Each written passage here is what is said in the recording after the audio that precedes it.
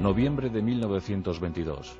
Un arqueólogo aficionado británico llamado Howard Carter hace un descubrimiento asombroso.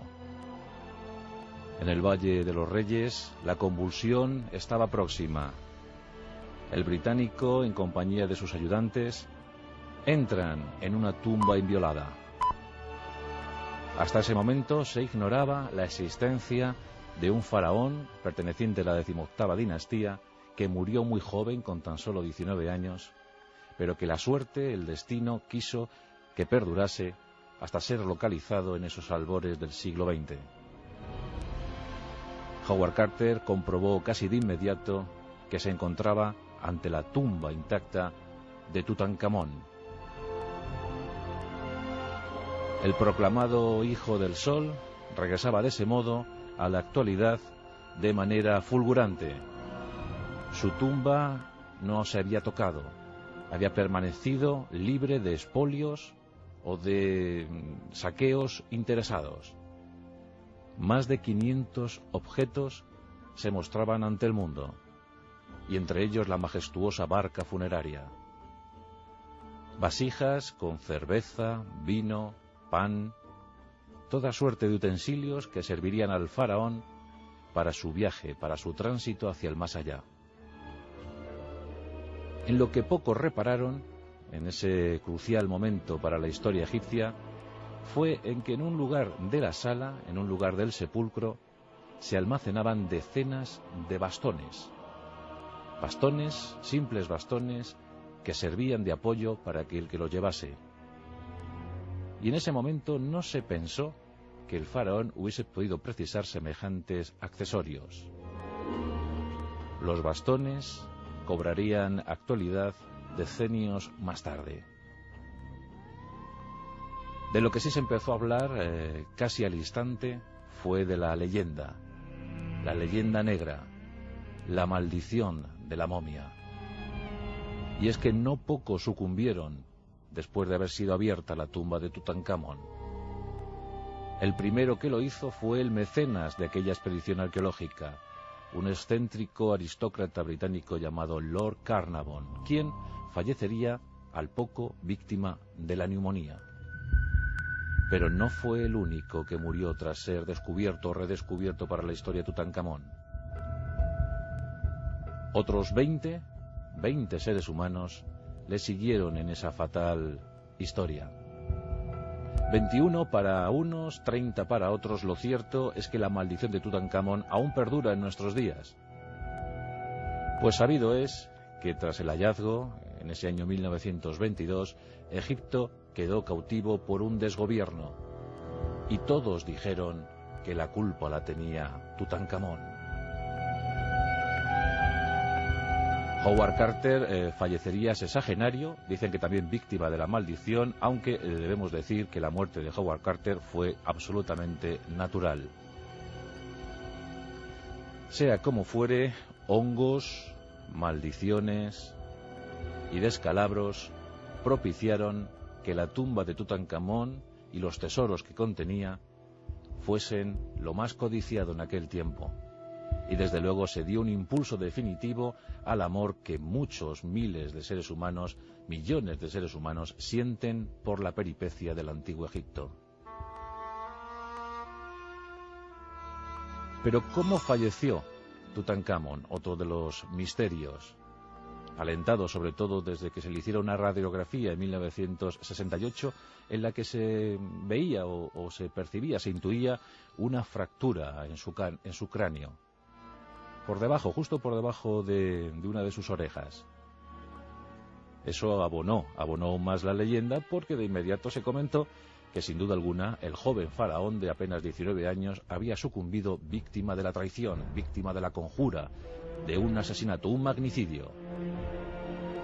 Por supuesto, los egiptólogos de inmediato también buscaron posibles culpables, sospechosos, y ahí surgieron dos nombres: el sumo sacerdote Ay, el que ocupara el sitio, el trono de Tutankamón, poniendo fin de ese modo a la 18ª dinastía, y Horemheb, el gran mariscal, el gran general de los ejércitos egipcios. Este sería el que inauguró la 19ª dinastía. ambos personajes estaban muy relacionados con la supuesta muerte de Tutankamón, a decir de algunos expertos. Sepamos un poco más acerca de la vida de Tutankamón, de la exigua, de la efímera vida de Tutankamón. Nos encontramos en el siglo XIV a.C. A mediados de dicha centuria, Amenofis IV proclama el culto único al dios Atón, al dios solar, al emanador de toda vida para Egipto, el Egipto de las dos tierras, el Egipto bañado por el legendario río Nilo.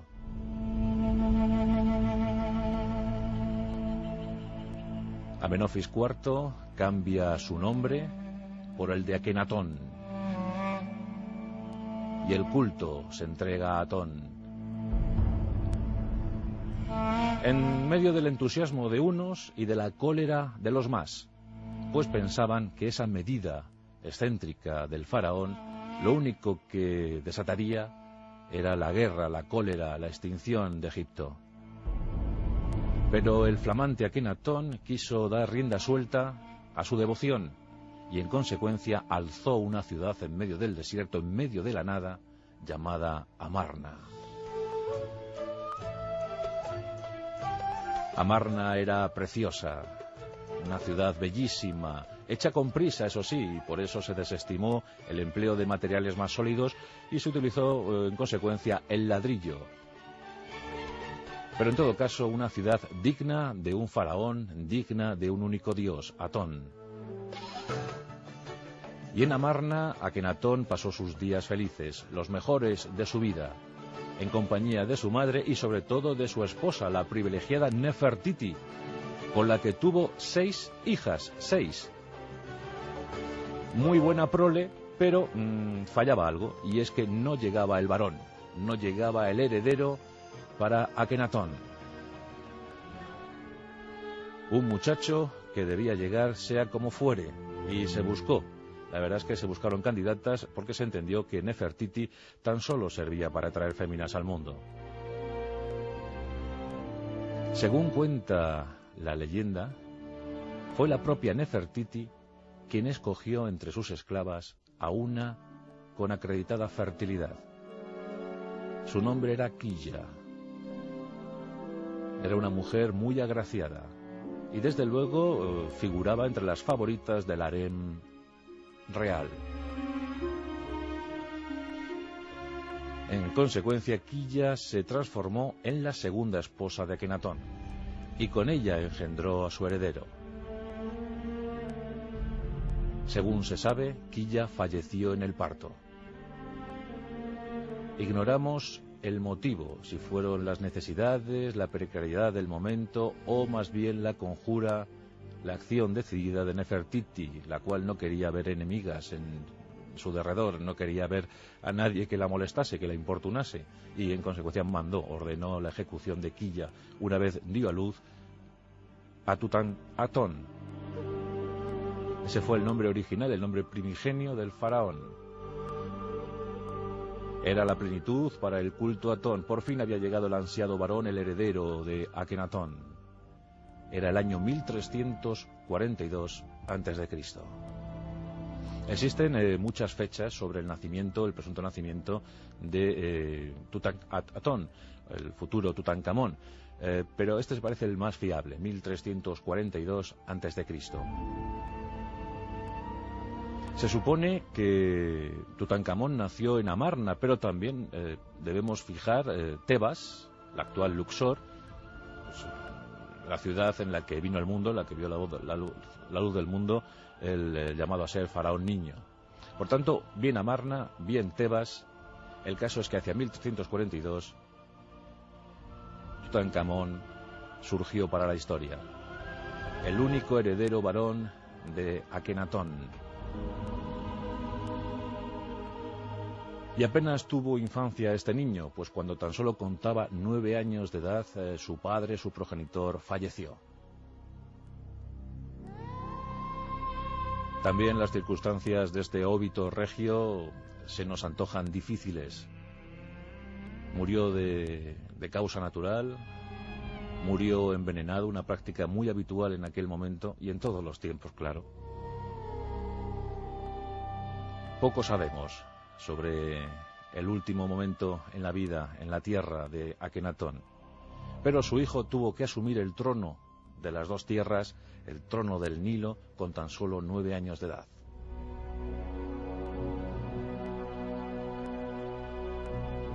Como es obvio, el jovencísimo faraón fue asesorado de inmediato por el sumo sacerdote Ay y por Horembet, el gran general de los ejércitos egipcios. Y decimos que fue asesorado porque un niño apenas puede tomar decisiones. Y una de las primeras que tomó fue la de tornar el culto a Atón por el del antiguo dios Amón. En consecuencia, Tutanatón pasó a ser Tutankamón. 10 años por delante para gobernar Egipto. Un decenio en el que recibió constante tutela de sus mentores, de sus asesores, aquellos que pretendían devolver a Egipto a la situación anterior, a la que ellos entendían como normalidad. Se buscó una esposa idónea para Tutankamón y se encontró precisamente en la prole de sus hermanastras, las que habían nacido del vientre de Nefertiti. Una de ellas, pequeñísima, jovencísima, tenía tan solo 5 años de edad, se llamaba Akesenamón. Ya veis qué matrimonio, Tutankamón por un lado con 9 años, Akesenamón por otro con tan solo 5. Pero así eran las cosas en el antiguo Egipto. Amarna fue un sueño. La capitalidad la perdió en beneficio de Tebas. Y allí se instaló la corte. Allí vivió sus años, los años de vida que le quedaban, Tutankamón en compañía de su jovencísima mujer, su jovencísima esposa, con la que, como por supuesto podéis entender, no tuvo descendencia. Transcurrieron los años hasta la fatídica fecha para él de 1323.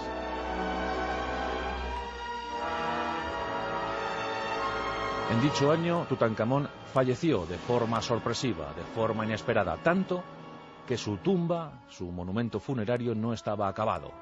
Incluso las piezas, los objetos que le acompañaron en su viaje hacia el mundo sobrenatural tuvieron que ser cogidos de otros ajuares. Esa cosa inconclusa nos habla de la premura, de lo que se tuvo que hacer con presteza para dar un buen sepulcro, un buen acomodo final, un buen lecho final a Tutankamón. Todo fue inesperado. Pero ¿qué pasó? ¿Qué ocurrió realmente? ¿De qué murió Tutankamón? Como antes hemos dicho, el hallazgo de su tumba inviolada en 1922 comenzó a reportar algunas pruebas. El propio Howard Carter manipuló de forma negligente ese sepulcro. La momia de Tutankamón fue extraída del sarcófago por Howard Carter, supongo que nervioso y emocionado por lo que había conseguido, y esto al parecer maltrató la momia. En 1968 se realizó una radiografía a la momia de Tutankamón y en ella se descubrió debajo de su oreja izquierda lo que bien pudiera ser una fractura y una esquirla de cráneo en el interior de la cabeza. Por supuesto, muchos pensaron en el magnicidio, que Tutankamón había sido asesinado. Y los egiptólogos trazaron una hipótesis de conjura. Surgieron los nombres de Ay, el sumo sacerdote, y Horembet, el general de los ejércitos egipcios. Estos tramaron crearon la urdimbre de la sedición y decidieron, había sospechas, por lo visto Tutankamón tenía la intención de volver al culto de su padre, al culto de Atón, y decidieron acabar con él. Según esta hipótesis, todo aconteció tras una jornada de caza. El faraón era muy aficionado a cazar animales salvajes y tenía por costumbre regresar en su carro de guerra, en su carro de caza, pues haciendo competiciones con los que le acompañaban en cada jornada de caza. Uno de ellos era Ay. En ese año, 1323, Ay tenía 60 años de edad. Hay también algunas noticias, algunos rumores sobre quién era Ay. Algunos afirman que era el padre de la mismísima Nefertiti. Y de ahí que fuese proclamado faraón tras la muerte de Tutankamón. Por eso se convierte en el sospechoso principal. Y más sabiendo que era un reaccionario, que era un conservador, que pretendía dejar las cosas como estaban y no volver al culto de Atón. En Amón se estaba también muy bien, muy a gustito, y por eso Ay es el primero en la lista. Pero Horemheb seguramente era su aliado. Los dos conspiraron y en esa jornada de caza Ay propuso a Tutankamón realizar una carrera hasta Palacio, con los carros. Tutankamón aceptó gustoso, ambos emprendieron la carrera, el trasiego con sus carros de caza, y en eso que surgió otro carro, un tercer carro, cuyos hombres, los que portaban, los que dirigían, los que conducían ese carro, extrajeron de un carcaj una lanza y con ella pues la incrustaron en las ruedas del carro real y este volcó, ocasionando heridas estrepitosas en el pecho a Tutankamón. Dicen que le aplastó el pecho, pero que seguía vivo, quedó vivo, estaba mal herido, pero vivo. Cuentan que Ay bajó de su carro y de un golpe certero acabó con la vida de Tutankamón. Ese es el famoso golpe en la cabeza del que tanto se habla. Por tanto, Ay sería el asesino potencial de Tutankamón, bajo la anuencia, la alianza de Horemheb. De ese modo falleció, según esta hipótesis magnicida, el faraón Tutankamón cuando tenía 19 años de edad. Eso es lo que se vertió desde la radiografía, la famosa radiografía de 1968. Y aún más cuando en 1997 se unieron dos expertos para estudiar el caso Tutankamón.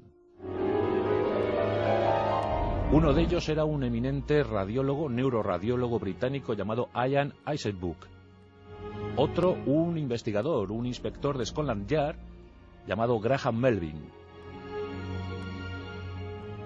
Semejantes personalidades, dos consumados especialistas en la investigación médica y criminal, pues unieron esfuerzos para publicar en ese año 1997 un informe exhaustivo en el que se abonaba la sospecha y se confirmaba la duda sobre el presunto asesinato de Tutankamón. Los mencionados Horemheb y Ay eran los culpables, sin duda alguna, y habían acabado con la vida de Tutankamón. Y esa fue la historia más creída, en la que todos los egiptólogos coincidían, o casi todos. Algunos se mostraban reacios y prosiguieron las investigaciones. Mientras tanto, miles de aficionados, miles de turistas seguían visitando a la momia de Tutankamón en el Museo del Cairo. Aquellos objetos funerarios, rituales, seguían provocando ensoñaciones.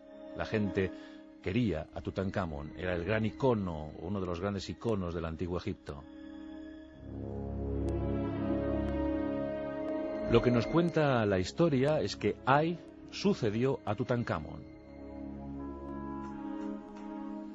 y que se casó con Akesenamón, la mujer de Tutankamón, quien por entonces contaba apenas 15 años de edad. Pero claro, si tenemos por veraz la hipótesis que nos habla de Ay como padre de Nefertiti, estaríamos hablando de Ay casándose con su propia nieta. Ay tenía 60 años, Akesenamón tenía 15. Pero bueno, era también una práctica, una costumbre habitual en Egipto y tampoco nos debe extrañar que un abuelo se casase con su nieta por, necesidades del momento. Pero con Ay, que murió sin descendencia, con Ay se pone fin a la 18ª dinastía. Ay fue sucedido por Horemheb, el otro sospechoso, el que inaugura la 19ª dinastía. La situación ya cambiaría. Ya no se volvería a pensar jamás en Atón. Amón sería desde entonces el dios principal del panteón egipcio. La calma volvería y Tutankamón, se convertiría en un pésimo recuerdo tras su óbito en Memphis, la ciudad magnífica de Memphis. Volviendo a la actualidad, tras ese estudio de 1997, poco se hizo hasta el 5 de enero de 2005, hace bien poquito. En esa fecha se reunieron 12 expertos, 9 egipcios, consumados especialistas en la historia de su país, grandes conocedores de los misterios de la 18ª dinastía, 9, otros 2 italianos y un último suizo. Siempre hay un suizo en cualquier comité de investigación. Estos 12 consumados especialistas utilizaron técnicas depuradas de escáner digital. Y con semejante artilugio, y tras haber conseguido permiso para analizar la momia, se pusieron manos a la obra. Sometieron al cadáver de Tutankamón a un escrupuloso y minucioso estudio, una investigación que fue palmo a palmo, milímetro a milímetro, escrutando todas las hendiduras, todos los vendajes, todo lo que quedaba de Tutankamón. Y en efecto, constataron que había una fractura en la base del cráneo del faraón niño. Y también vieron esa famosa esquirla de la que tanto se hablaba. Pero el escáner determinó que esa supuesta herida más bien pudiera ser una mala manipulación de Howard Carter al extraer el cadáver del sarcófago, o una mala praxis de los embalsamadores cuando estaban dándole vendajes y estaban consiguiendo con los rituales funerarios habituales de los egipcios que Tutankamón fuese cómodo al otro mundo. Pues algún embalsamador tuvo el pésimo gesto de dar un golpecito en la base del cráneo del niño, del faraón, y dejarle semejante mella. En fin, que no parecía aquella fractura fruto de una contundente embestida, de un golpe certero de una maza. No, más bien parecía pues un daño contraído a posteriori. Lo que sí que le interesó, lo que sí que les llamó la atención, fue una fractura, una vieja herida concebida en la pierna, en el fémur de la pierna izquierda de Tutankamón. El escáner constató que aquella fractura se había cerrado mal, se había curado mal. Y los egipcios, como es obvio, sacaron la historia de Tutankamón. En ella se veían los bajorrelieves creados en la época del faraón, y se comprobó que el faraón utilizaba bastones de apoyo. Y asimismo se pudo certificar que el faraón cojeaba ostensiblemente en sus últimos días de vida. ¿Se hizo esa herida en una jornada de caza? No lo sabemos. Lo cierto es que esa fractura existe, está en la pierna izquierda de Tutankamón, y que según el escáner, según los especialistas, esa fractura de fémur se cerró mal. Seguramente estaba abierta, y en aquel tiempo las infecciones eran norma común. Por tanto, estos investigadores, el 5 de enero de 2005, ofrecieron una nueva hipótesis al mundo. Tutankamón, el hijo del sol, había muerto víctima de la septicemia, de una infección generalizada que se adueñó de su cuerpo, acabando con la vida del joven faraón.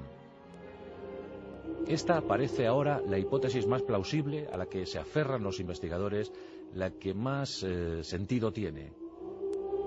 Que se hiriese esa pierna, que quedase la herida abierta, sangrando, infectándose y al final dándole muerte de forma muy, muy dolorosa.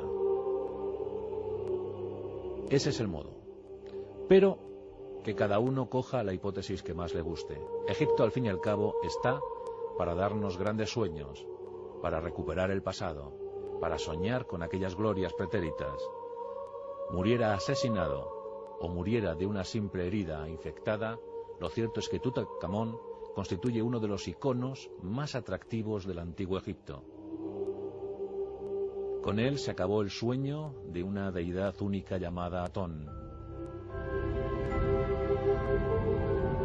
Y gracias a Howard Carter, a pesar de su negligencia a la hora de entrar como elefante en cacharrería en aquella tumba inviolada del Valle de los Reyes, gracias, como digo, a este célebre arqueólogo aficionado, hoy sabemos mucho más y mejor sobre cómo eran, sobre cómo pensaban, sobre cómo soñaban los antiguos egipcios.